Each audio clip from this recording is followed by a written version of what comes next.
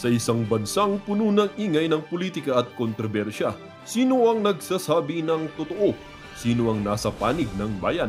Welcome to Bayang Pinas, ang news channel na hindi takot maglatag ng katotohanan. Dito, pinag-uusapan natin ang mga isyong may kinalaman sa kinabukasan mo, politika, pamahalaan, at ang tunay na kalagayan ng ating bansa. Hindi kami bayad, hindi kami bulag. Sa Bayang Pinas, ang boses ng mamamayan ang tunay na headline. Kaya kung sawang-sawa ka na sa mga baluktot na impormasyon at scripted na kwento, dito ka na. Dito sa Bayang Pinas, tayo ang bantay at boses ng bayan. Kung gusto mong manatiling mulat at informed, don't forget to like, share, and most importantly, subscribe dahil sa panahon ngayon, ang kaalaman ay kapangyarihan. Ito ang Bayang Pinas, balitang totoo, pusong makabayan para sa sambayanang Pilipino. Tara na't alamin ang tunay na balita. Ating mga maestrado na hindi politiko, pinagbabantaan niya na kayo mga impeachable official. Ganyan ho yan, mga kababayan. Ngayon, ito kung meron mo kayong kaibigan dyan sa Korte Suprema o meron mo kayong kakilala sa Korte Suprema, ito ho'y pinapaabot namin dito sa PH Update. Dito sa isa na to, 110% kahit anong maging desisyon ng Korte Suprema, susuportahan namin. Mapapabor o hindi pabor sa mga Duterte, susuportahan natin. Dahil yan ho ang Korte Suprema. Hindi natin pwedeng suwagin yan. Yang mga nandyan hindi mga politiko na hinahalal ng mga botanteng nabibigyan ng tig-1,000 pag-araw ng kampanya. Pag-araw ng eleksyon. Yan ho nag-aral, nagpakadalubhasa sa batas. Tapos kung questionin nyo yung kanilang desisyon na unconstitutional yung impeachment, ba talaga magkakaproblema tayo dyan? Kung sakali man magkaroon ng krisis, magsaside ho tayo sa Korte Suprema at kailanman hindi tayo magsaside sa mga politikong kagaya ni Martin Tambaluslos Romualdez. Hindi ho makakakana ang mga ensaymada at alyanista vlogger dito. Wala ho silang lugar dito sa mga ganitong klaseng usapin. Kasi kung ano lamang in-feed sa kanila, yun lang ho ang mapag-uusapan nila. Hindi ho sila, wala ho silang malayang kaisipan na sabihin ng wala silang malayang kaisipan, malayang opinion o malayang desisyon sa kanilang mga ginagawa dahil hawak ho sila sa lalamunan nung kung sino man ang nagpapasweldo sa kanila. Ayun na nga mga kababayan, ano pa bang meron tayo dito? Ayun, itong si Tulpo. Hindi muna si Tulpo. PH naman, oh. Dito tayo kay Lacson. Base dito sa pinaka-latest na post ng Inquirer.net. Ito realidad di ba? Paano mo tatakutin yung mga maestrado dyan sa Korte Suprema? Ito ang pinaka-latest. At least 67 member of the House of Representatives in 2022 were allegedly contractors of their own government-funded infrastructure project, Senator Pampilo Ping Lacson said, raising press concern over long-standing conflict of interest and corruption in the national budget process. Paano tayo maniniwala sa mga congressman na gustong ipa-impeach itong si VP Sara, gayong yung mga kasamahan nila dyan, 62 member noong 2022 pa to. Marami nang kumita, 2022. Sabi nitong si Ping Lacson, at least, humigit kumulang, nasa 67 congressman, contractor ng sarili nilang government-funded infrastructure project. Mantakin nyo yun mga kababayan, 67 congressman. Kung nung mga panahon na yun, yumaman, kumita itong mga naturang congressman na to, 2025 na ho tayo. Marami nang nakakita dyan sa strategy na yan, kaya marami nang gumaya. Kaya ang tanong ho dito mga kababayan, gaano na ba karami yung mga congressman na sila na rin ang contractor, sila na rin ang supplier, at sila na rin ang naglalabi sa budget sa mga proyekto na yan. Nakakahiya, nakakadiri kayo dyan sa House of Representatives. Ano pa ba meron tayo dito? Nako, ito na nga ba sinasabi natin? Ito mga ganitong klaseng litanya, ito yung mga gusto kong pinag-uusapan. Ito, base dito kay Representative Egay Arice. Ito si Arice, patawa. Patawa ho itong si Arice. We are barking at the wrong tree. Hindi yung flood control ang pangunahing problema. Yung solid waste management. Boom. Boom. Bakit? Kasi umuulan ng basura. We're barking at the wrong tree daw. Hindi daw ang flood control ang problema. Ang problema ho mga kababayan, yung solid waste management. Ibig sabihin, umuulan ng basura. Nanggagaling sa mga sa mga clouds yung basura. Hindi natin malaman kung paano natin itatapon. Ganun ho ba yun? Kasi pagkakaalam ko, tubig yung bumababa. Ngayon yung tubig nag-a-accumulate, sobrang dami. Kahit na anong solid waste management mo, kung napakarami ng tubig, sa ayaw sa gusto mo, babaha. Tama, mali. Hindi ko alam kung saan nanggagaling ito kaisipan ni Arice na to na we're barking at the wrong tree. Hindi raw ang problema ang flood control. So kakaumpisa pa lang ng inyong pagdinig diyan sa House of Representatives, meron na kagad kayong ibang sinisisi. Anak ng tokwa. Yaan ba ang sinasabi ni Marcos Jr. na mahiya naman kayo? Paano mahihiyayan, mga walang hiyayan? Ewan ko sa iyo, Arice. Hindi ko alam saan mo ginagaling yung mga banat mo na yan. Eto pa ho, mga kababayan. Kailangan na ho kasi natin pasadahin to. Kasi pagka hindi natin pinasadahan, matatambakan tayo. The House of Representatives on Monday elected an official and chairperson of various committees. Yeda Romualdez, Isabel Zamora, Yeda Romualdez, others get key house post. Ganyan nung kawalang Di ba? Ang mga magkakamag-anak na yan, mga Zamora, Ortega, sila na lang. Kaya ang sinasabi mo natin dito mga kababayan, magkaroon ng revolusyon sa paraan ng pagboto ng ating mga kababayan. Ika nga, dapat revolusyon pagka may halalan na wag nang iboto yung mga walang hiyang politikong kagaya ng mga nababanggit natin na to. Hindi revolusyon na mag-aklas sa pamahalaan, revolusyon sa pagboto. Revolusyon sa pagpili ng mga kandidato. Yun hong atin dito mga kababayan. Ano pa ba meron tayo dito? Ito na nga ba sinasabi ko? Teka, nawala. Ako nagpipray yan. Ako nagpipray na naman. Ayun. Ito na ako mga kababayan. Ito na ako. Erwin Tulfo. Let Sara Duterte face trial to clear her name before 2020. Siraulo ka ba? Siraulo ka ba, Tulfo? Yung tipong, hindi, sige, tatakbo siya sa 2020. Linisin muna niya pangalan niya. Anong lilinisin niya? Wala nga kang jurisdiction. Tatanong ako kung nasa tamang katinoan. Nasa tamang katinoan. Di ba sinasabing sira ako? Tinatanong, siraulo ka ba? Di ba? Brad, in the first place, wala kang jurisdiction. Meron tayo sa February 2026 para maghain ng panibagong impeachment. Pagka okay na lahat ng proseso, sige, pag-usapan natin. Pero ngayong mga panahon na to, pahinga ka muna, Brad. Okay? Yun lang naman ang aking mensahe dito kay Erwin Tulfo. Eto, rekta na ho tayo dito. Game. Serve the Honorable Marcos. Yes, thank you very much, Si Mr. Marcos, President and Majority Leader. Sasabat lang po ako dahil may ilang paksa na naumpisahan at nabuksan na kinakailangan siguro liwanagin natin. Grabe no. Pag alis ni Marcos Jr., nagkasik ng lagim si Martin Romualdez eh. Pinagbantaan niya Korte Suprema eh. Mga justices, di ba? Hindi na pagbabanta, binalaan niya o pinaalalahanan. Yun ang right term. Kayo talaga, oo. Si Martin Romualdez pinaalalahanan niya ang ating mga maestrado sa Korte Suprema na kayo mga impeachable officials. Yan ang tama. Game. Unang-una, The lady may proceed. thank you very much, Senate President. proceed. Kung papayag ang ating minamahal na Senator mula sa Davao at Isabela, ay gusto ko lang mag-manifest at kung gusto ninyo magkomento, medyo nalilito yata tayo sa dalawang magkaibang pondo. Hindi iisa yung mga nabanggit. Yung isa, yung National Rice Program, na talagang malaking-malaki under DA directly. Ito, walang limitasyon at umabot ito ng halos 31 billion noong 2024 dahil magulo nga ang pagka-implement. Binawasan sa 2025, naging 21.7 billion. Di hamak siyang mas malaki sa RCEP.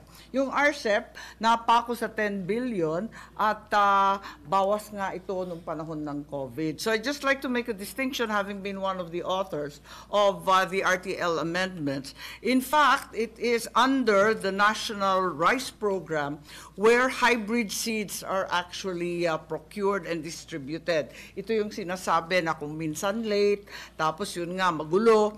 Tapos, ito, linabanan ko sa RCEP kasi nga may limitasyon doon na inbred lamang. Alam natin sa Isabela, katulad ng Ilocos Norte, ayaw ng ating mga magsasaka ng inbred. Mababa kasi yung ani.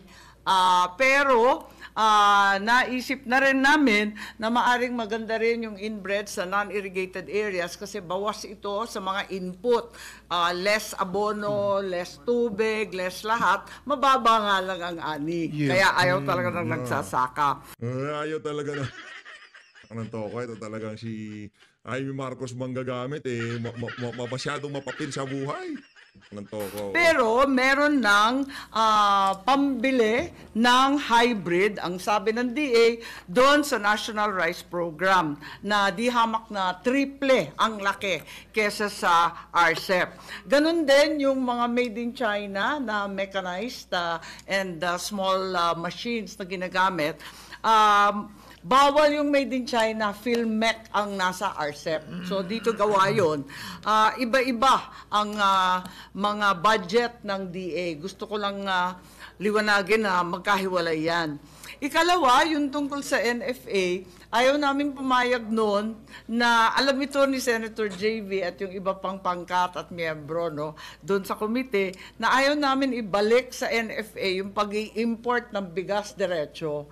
Kasi sunod-sunod yung scam niyan. Talagang kumikita sila pag imported, nalulugi kapag lokal. Kaya talagang hindi pinayagan yan na mag-import. Ang tanging pinayagan na lamang ay DA. Maari na kailangan buksan na naman ang paksang yan kasi medyo magulo nga at kinakailangan intindihin. Ikatlo, sang-ayon po ako na magkaroon ng isang floor price sa farm gate.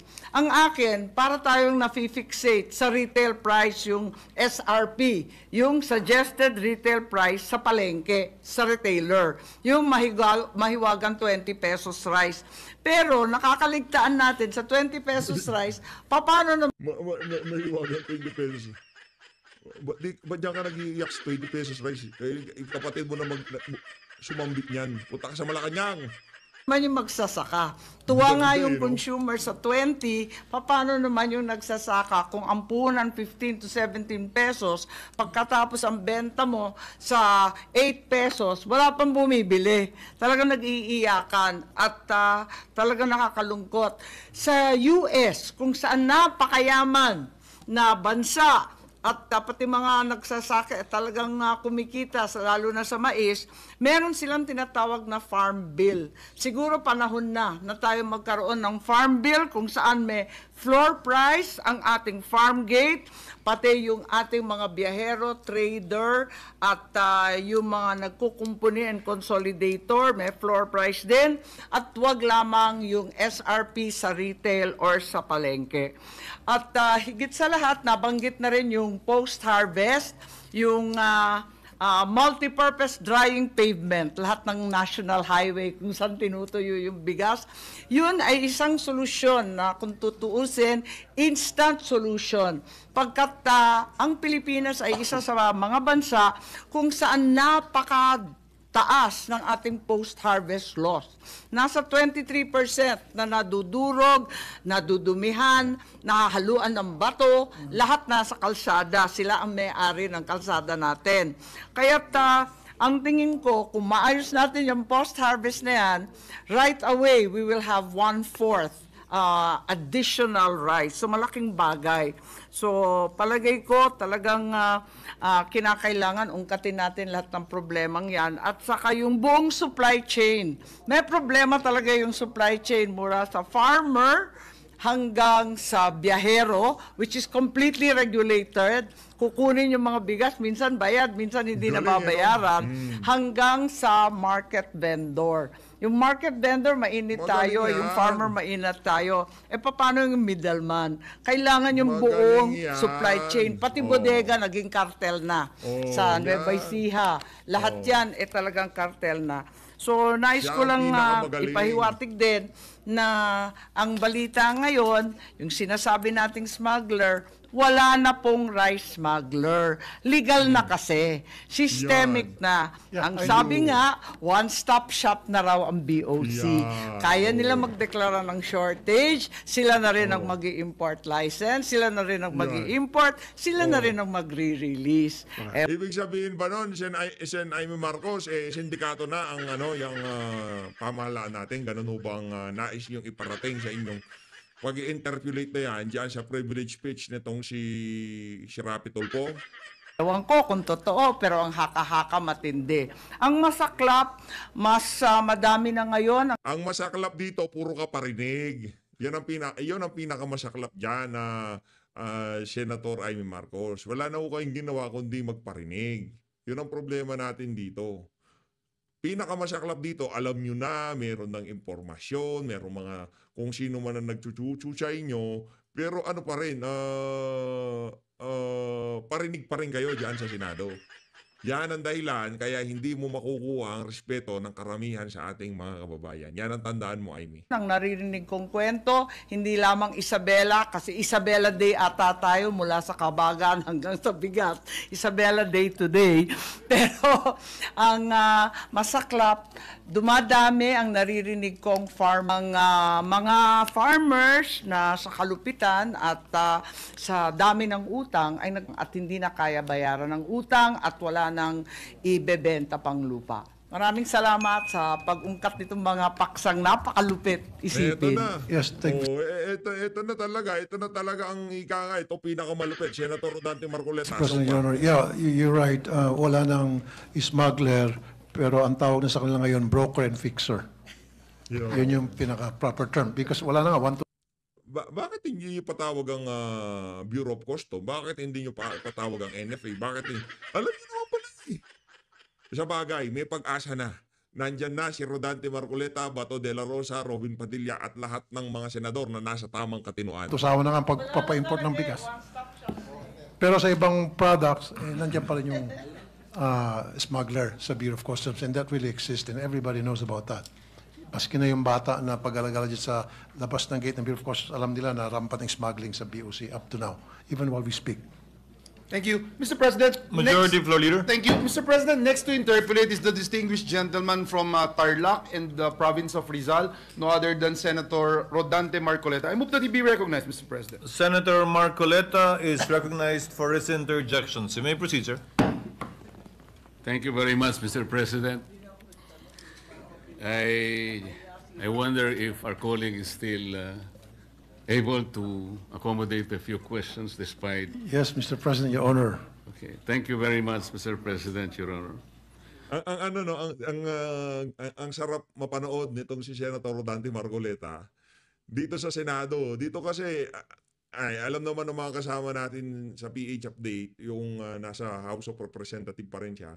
Nung nasa House of Representative siya noong huling kongreso, inano ho siya doon yung tipong masyado ho siyang inalipusta. Merong pa tayo pwedeng gamitin na termino kaso parang ang pangit na masyadong pakinggan. Yun, masyado siyang inalipusta. Pinagtatanggal siya sa mga committee membership niya, chairmanship niya, vice chairmanship niya.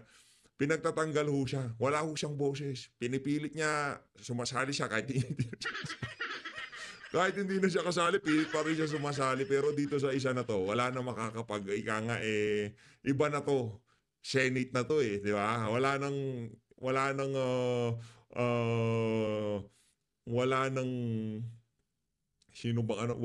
Joel Chua na magsasabi sa kanya na hindi na kayo membro ng komite. Yan. Your Honor, alam po ba ninyo ang nakakain ng isang Pilipino na bigas sa loob ng isang taon? Nako, I don't have that mabigat yan, data, Mr. President, Your Honor. Naku po. According to the Philippine Statistics Authority, ang isang Pilipino po, ang tawag po nila rito ay per capita consumption of rice. 122 kilos daw po ang nakakain ng isang Pilipino sa loob ng isang taon. Sa mga tuwid, kinuwenta ko po Galing siyang 122 kilos times 115 million Filipinos divided by 20 something kasi para makita po natin per metric tons. Ang national consumption po pala, base po sa kwenta ko, Mr. President, 14 million metric tons of rice. Ito po ay 2024. Nagtataka po ako bakit binase nila sa 115 million Filipinos. Marami pa po namang mga sanggol Hindi pa naman kumakain ng bigas yung mga yun Sabaw ng bigas, kinakain po yun, Mr. President. Meron din pong mga probinsya ang ating bansa na kumakain ng kasaba. Sa Mindanao po siguro, marami doon. Meron din tayong mga lugar na mais ang kinakain, lalong-lalo na po sa Cebu. Sana po ay ibinawas sana ito.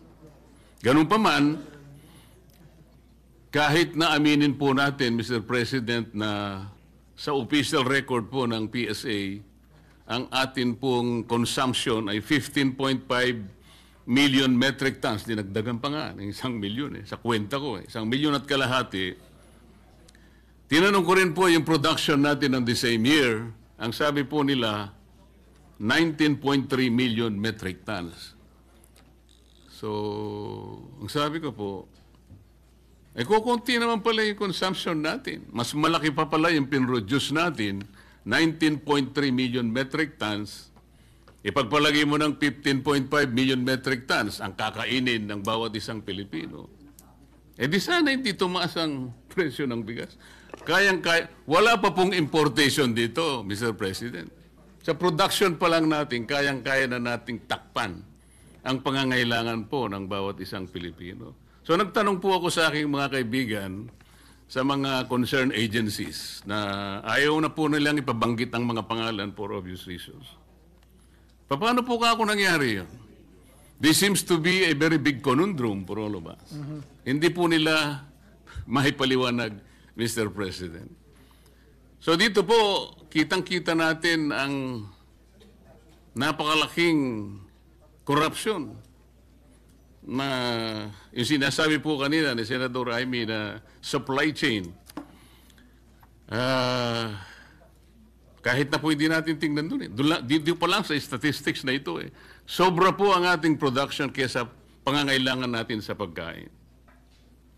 Kaya nakakabahala po kung bakit wala pa pong importation dito, bakit ganun na po ang kinalabasan. Kagaya rin po ng mga nauna nag-interpellate na ako po'y tinawagan din ng ating mga kababayan na mga magsasaka sa Tarlac sapagkat ako naman po ay taga-Tarlac.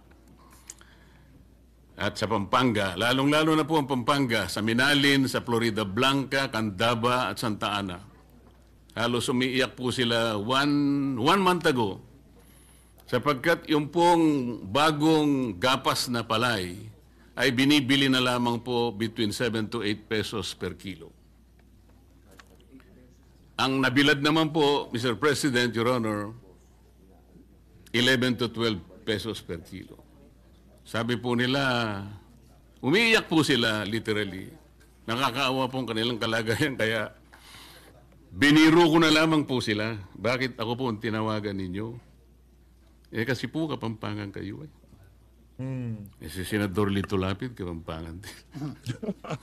Pero ako, ganito po ang gagawin natin. Kakausapin ko po ang aming mga kasama at pag-uukulan po natin ng atensyon ito pong... May hugot yun may hugot yun. Kasi tandaan ho natin huwag ho natin kalimutan na ang agricultural na lugar ang Pampanga at Tarlac. Tama naman, meron naman senador na taga Pampanga, yang si Lito Lapid. Bakit hindi siya lapitan itong mga taga Minaling, taga Florida Blanca, taga Tarlac, di ba? Bakit hindi siya lapitan? Bakit kailangan pa maging senador nitong si Rodante Marcoleta para maiparating diyan sa bulwagan na yan, yung hinaing ng mga kababayan nating mga magsasaka diyan sa lugar na yan. Di ba? Problemang ito. Tama naman po na kailangan natin pong lunasan kaagad Sapagkat kagaya po ng sinabi nila, wala na po kami kanyang kinabukasan pagka ganito ang patuloy na mangyayari sa amin.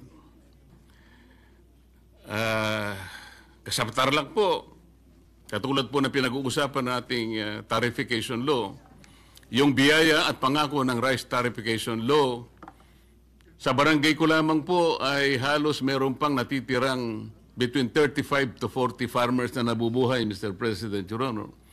Pero isa man sa kanila, nung tanungin ko, yung iba po ay meron ding nakalista sa RSBSA, pero ang karamihan po ay wala doon. Kaya nakikita ko, bakit wala sila sa RSBSA at yun namang nasa RSBSA, wala naman tinatanggap. Kaya kailangan po sigurong makita natin lahat yun, Mr. President. I totally agree with you, Mr. President, Your Honor. Pero kanina, medyo nakabulabog, nabanggit yung numero. Tama talaga kayo doon. Kung totoo yun, 14 million metric tons lang kailangan 115 Filipinos to makukonsume na rice in a year versus 19 million metric tons ang pinoproduce natin sa ating bansa na bigas. Ba't pa tayo mag-import? So that has to be investigated, Mr. President. Sa kanila po galing yung statistics, Mr. President. That is correct. That has to be investigated thoroughly. Kung tama ba yung figures, then What is the pleasure of the Honorable Pangilinan? With the permission of Senator Marcoleta and ito Senator... Ito na. Yung umaastang magsasaka na nagtatanim ng pichay. Tagadilig ng mga alagang pechay ni Ate Xiao. With the permission of the gentleman who have the Thank floor, you. Senator Pangilinan may proceed. I may be mistaken, but I think the 19 million is palay. Igigiling pa yun. And 60% of that 19 million metric tons of palay becomes rice. So it's about 11.9 to 12 million na bigas. Kaya yung importation mo, yung consumption is 15 million bigas, 19 million yung palay. Ang problema dito, ang tagal mo nang naging senador. Ano na bang naiambag mo sa bansang Pilipinas? Yun ang mga tanong eh. Hindi na, alam nyo yung mga pabalik-balik na lang dyan. Wala na kami pag-asa sa inyo. Kahit ano pa sabihin nyo dyan, hindi na kami nabibilib, hindi na kami naniniwala. Sino-sino yung mga yan? Soto, Lacson, Pangilinan, sino pa ba? Bam Aquino, Loren Legarda, wala na yung mga yan. Marinig ko lang yung pangalan na nagpapantig yung tenga ko. Pangilinan, gumagano na yung tipong kahit ano pang sabihin nyo, galing na kayo sa bulwagan na yan. Ilang beses nyo nang pinagdebatihan, ilang budget na nagdaan dyan sa plenaryo na yan, dyan sa Senado na yan, di ba? Nandiyan kayo, anong nagawa nyo? Ngayon, itong mga new bloods kung tawagin, nagsasalita dyan, huwag na kayong sumausaw. Dahil wala naman kayong ambag dyan. Pagka yan ay giniling, magiging 60%, which is about 12 million. So yung gap is about 2 million metric 2 tons. to 3 million. So dapat import natin no more than Well, 3 yes. million. Dapat If we go by that Pagka ganon, yes. statistics, those numbers. hindi 5 million. Hindi. No? Meron din kasing binabantayan din kasi yung buffer stock dyan. Di ba? Tama, yung consumption, yung harvest, tapos yung kulang natin, yun ang i-import. Pero iba pa ho yung yung for example, may calamity, merong crisis, yung buffer natin o yung mga reserve natin. Yun kino-consider din yan. Pero hayaan na ho natin yan si Senator Rodante Marcoleta, yang si Tulfo, yang si Kiko Pangilinan, tsaka yung si PH. Wala namang alam dyan sa ganyan. Si Senator Rodante Marcoleta. Okay. Well, again, we will have to check the data, but I think that's... We have to check the data, Mr. President, because what I got, hindi po pala ito. Because alam ko po ang conversion rate, 67% po ang conversion rate mula sa palay sa pagiging bigas. Kaya nga po ako'y nagtaka, kahit na halimbawa gawin po nating palay ito, mataas pa rin po yung production kesa sa consumption. At kung aalisin nga po natin yung iba sapagkat ibinasi po sa 115 million, talaga naman pong karamihan po ng mga sanggol hindi pa kumakain ng bigas, masyado pong malaki ang base data na ginamit po nila. I agree, Mr. President, Your Honor. Mr. President, Your Honor, alam po ba ninyo na wala pong continuing o permanent commission para sa agriculture? Hindi po kagaya ng EDCOM. Meron po tayong Education Commission na ito po ay created by law. Kaya po ito ay tuloy-tuloy na nagagampanan nila yung pagsasakatuparan ng pagre-review, pagre-revisa yung progreso ng ating educational system. Ganon din po ang kuryente. Ang energy sector po natin, merong itinalagang JCEC kung tawagin. Ito po yung Joint Congressional Energy Commission na ito po ginawa rin ng batas. Pero ito pong agriculture, Mr. President, Your Honor, baka magtaka kayo, yung kauna-unahan po na joint commission o joint resolution ay nangyari lamang po sa pamagitan ng isang ang Congressional Commission ay ang ginamit lamang po ay Joint Resolution number 1. Hindi po batas. At ito po ay nangyari during the 10th Congress. Ibig sabihin po, Mr. President, Your Honor, 1995 o 30 taon nang nakararaan. Baka sakali pong i-consider ninyo, Mr. President, Your Honor, isabatas po natin ang pagsasagawa ng isang komisyon na magmo-monitor. Kasama po ninyo ako doon, sapagkat ako po ay isa ring magsasaka. Para sa ganun po, tuloy-tuloy ang pagsasagawa ng kanilang tungkulin. Sapagkat ang agriculture po ay may tuturing nating economic backbone ng ating bansa. Mahalaga po ang kuryente, mahalaga ang education. Ngunit hindi natin matatawaran na mahalaga din po ang agriculture. Tama po ba? I definitely agree with you, Mr. President, Your Honor.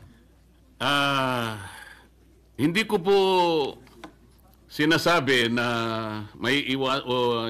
ayaw ko pong iwasan na sakasakali ang NFA makatulong po. I am with you in probably revisiting the NFA's function in relation to what it can do para sa ganun po ay maayos natin ang ating problema. But let us not put our eggs in one basket, Mr. President, Your Honor. Alam po ninyo, nakita ko po marami na pong mga batas na ginawa ang Congress. Meron po akong masasabing mga ilan sa inyo. Halimbawa, meron po tayong batas na ginawa. Hindi ko na lang pong maalala ilang taon na nakararaan. Na doon po ay nagkaroon ng mandato na bigyan natin ng guaranteed price ang palay. Let us revisit that, Mr. President. Nandun po sa batas yun eh. Guaranteed price for palay, ngunit hindi natutupad. Hindi nangyari. Sapagkat ang problema po rito ay implementation. Meron din po tayong batas, Mr. President, Your Honor, na nagpanukala o ang kanyang layunin, lahat po ng makinarya, mga equipment na gagamitin po ng ating mga magsasaka ay dito na lamang sa ating bansa gagawin. Batas po yun. Kailanman hindi nagkaroon ng katuparan. Hanggang ngayon po nag-i-import tayo. Meron din po tayong batas na nagsabi, hindi po ako nagkakamali dito sa Fisheries and Agriculture Modernization Act, kung saan po dedicated po yung mga lupa na kailangan pagtamnan. Ano man ang mangyari, hindi pwedeng palitan. Ngayon po, ang reclassification and conversion po ng mga lupa, kaliwat kanan na po ang nangyayari. Isang araw po gigising tayo, Mr. President. Baka wala na po tayong mapagtamnan, kahit kangkong na lang. Are you with me, Mr. President, Your Honor? Yes, Mr. President, Your Honor. Meron pa pong batas, Mr. President, Your Honor. Nagtakda po yung batas na 25% ng loanable fund ng isang bangko ay ipapahiram sa mga magsasaka. Hindi po nangyayari. Ang bangko po siguro sapagkat masyadong commercialized. Pero yung po tumutukoy hindi lang private banks po, pati public banks. Talagang kailangan bigyan 25% ng kanilang pondo ipautang. Gumawa po sila ng paraan para maiwasan ito. ibinigay sa mga mangungutang na kunwari related sa agriculture, doon po napunta, kaya napakaraming warehouse po na nangyari. Pero sa farmer po, walang masya. Ano pong gusto kong ipaintindi, Mr. President? Ang oversight function po ng Congress ay napakabisa rin. Tingnan po natin, repasuhin nating lahat. At mula doon, marami po tayo may tutulong sa ating mga kababayan. Salamat po, Mr. President. Your Honor. Thank you, Mr. President. Saludo kay Senator Rodante Marcoleta, yung mga ganyang klaseng senador ang kailangan natin. Di lang matalino, merong puso talaga sa mga kung ano man ang pinaglalaban nila. Hindi kagaya ng iba dyan, patayo tayo.